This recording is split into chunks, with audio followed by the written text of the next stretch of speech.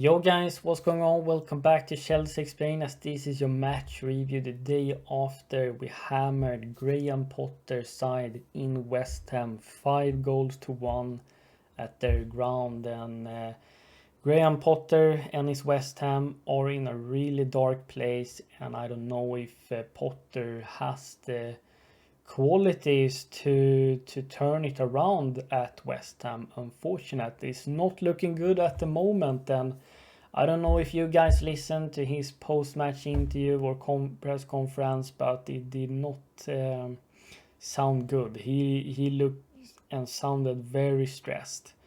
Um, I mean, if Potter doesn't turn this around sooner rather than later, it's gonna end in a certain way. We all know how it ended for Potter at Chelsea. You can argue it's Potter's fault, you can argue it's their board's fault. I think it's a blend of everything. I mean, they should perhaps sign like 5-6 new players into that team.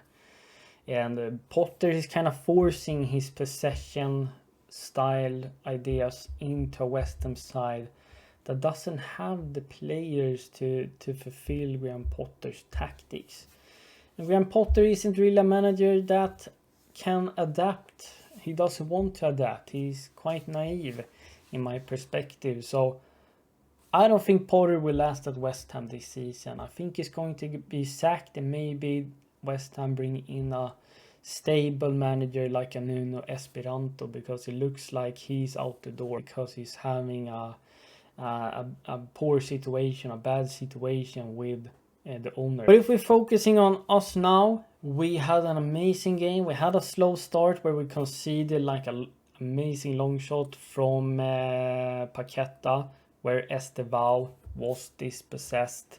Estevao also came in because Palmer felt something in his groin area, which is not good. So he is out, and we're gonna see for further updates and what's going on, how long he will be out for. But Esteban was the guy that got dispossessed. Caicedo didn't close down Paqueta enough, and Sanchez did what he sometimes does in goal, and we conceded the first goal. But I wasn't too worried, and I also felt like we needed to concede a goal to wake up a bit and get going, because we were gonna otherwise pass it sideways and backwards and play pretty slow. But that woke us up.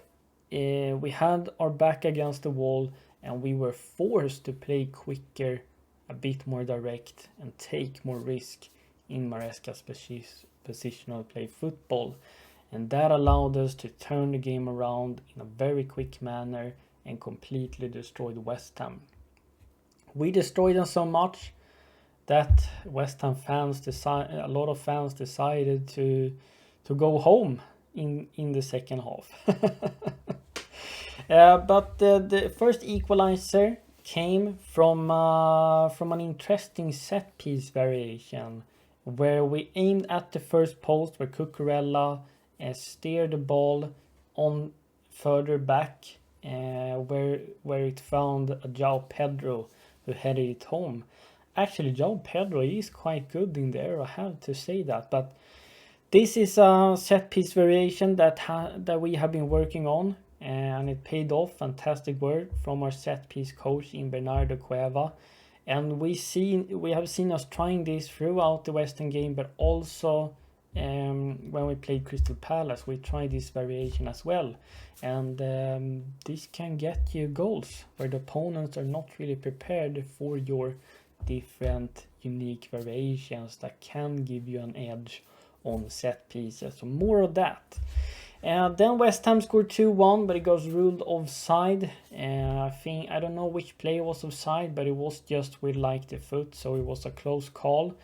But thankfully VAR is helping us for once. Thanks to you so much. And then we took the lead from a Neto goal. I think it was João Pedro that made that diagonal cross on the far post, where Neto was lurking and could just steer it into the net, and we took the lead.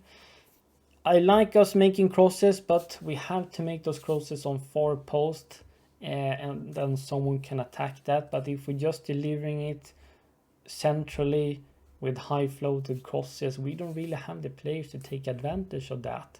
I mean, maybe perhaps a João Pedro and Delap could do that, so we have to wait and see. But at least all season, I stressed this hundreds of times that we need to stop these crosses. Like, we don't have the players for it. The only time it's going to work if we're putting in a low-driven cross or on the far post. But for that to happen, the goalkeeper needs to stay on their line and not come out and collect the cross. Our third goal came from Estevão Brilliance. I mean, this guy utilizing his flair, dribbling skills, driving through West Ham players, and squares the ball to Enzo Fernandez, who is arriving late inside the box. Wan-Bissaka could not mark and follow Enzo Fernandez, and Fernandez could just tap it in. And I think Enzo Fernandez is one of the players that has contributed with most goals and assists since the beginning of 2025. So Enzo Fernandez has stepped up massively in the offensive aspect of the game. Our fourth goal came in the second half, and the fifth goal as well in the second half, both coming from set pieces where we find Moises Caicedo and Trevor Chalobah. So it's really nice to see them getting on the score sheet as well. But there were also some mistakes from West Ham's goalkeepers that helped us capitalizing on their mistakes and adding more goals to the score line. And then we can just sub off players, rest some guys. We're seeing Wesley Fofana finally being back after long-term injury. He looked sharp. Hato got his debut, came on. Gittens came on. I think we also saw Andre Santos as well as Reece James coming on. Alright, so the first talking point is going to be around Maresca's genius tactical setup, which was a 3-4-3 Cruyff Diamond system, or like a 3-1-3-3, whatever you want to call it. Basically, we're taking away a player from the pivot and moving him up between the lines. We had Estevão playing the right half space, Fernandez in the left half space, and on top of that diamond we had João Pedro playing behind them and behind our number 9 in the lap, who was pinning the opposition defenders. We had Gusto playing as a complete wing back on the right hand side, and we had Neto on the left hand side also hugging and stretching the West Ham back 5, and our back 3 consisted of Chalobah, Tosin, and Cucurella, and Sanchez was in goal.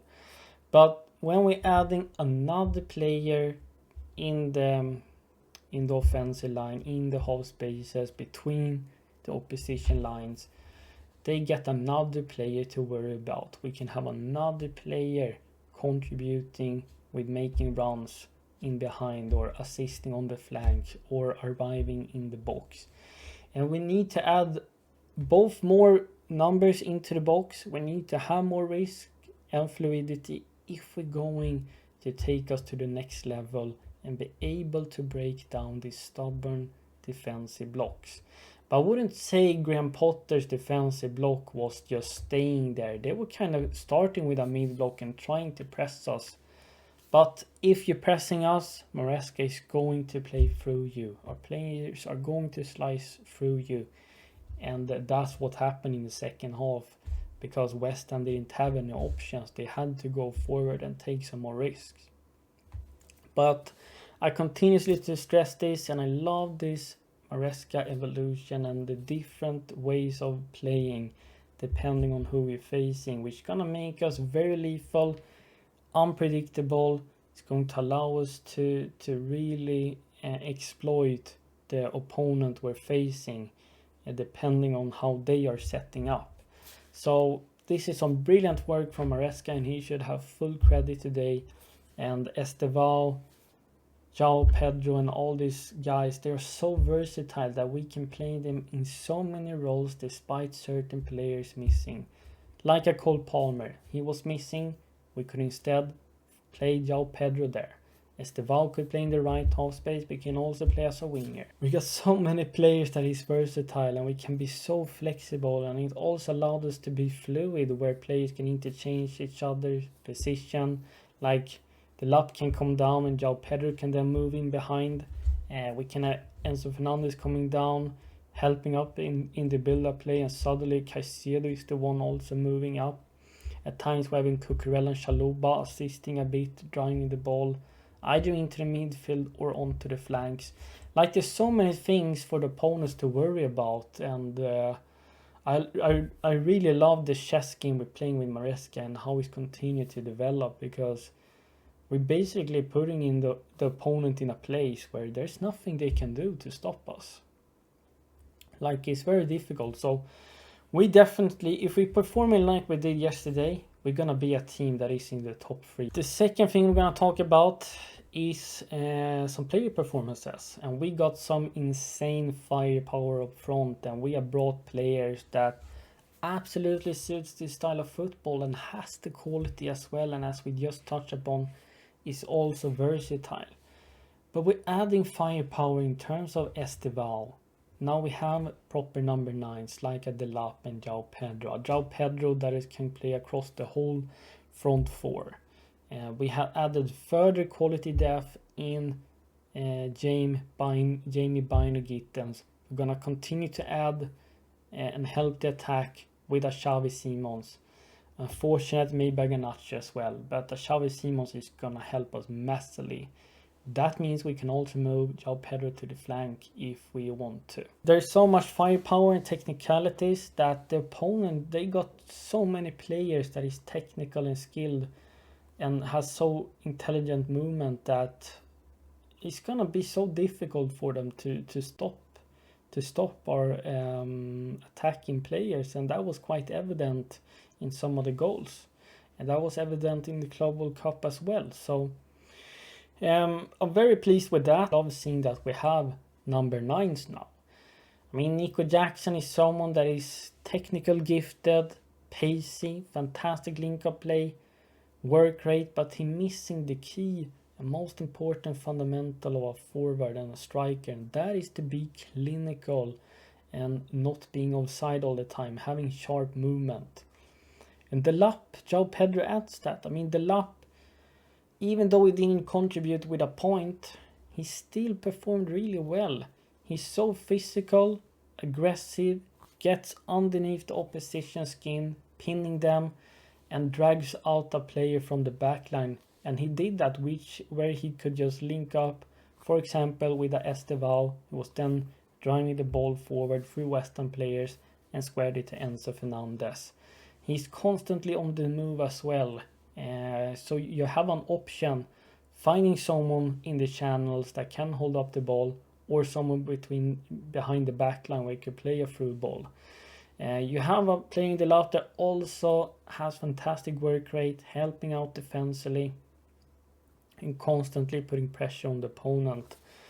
So the Delap is a fantastic addition that we have brought. I also have to talk shortly about Pedro Neto. He's also improving his attacking output, and his defensive work is one of the best in the team. Players like Caicedo, Chalobah had top performances. Tossing's progressive passes was really, really good.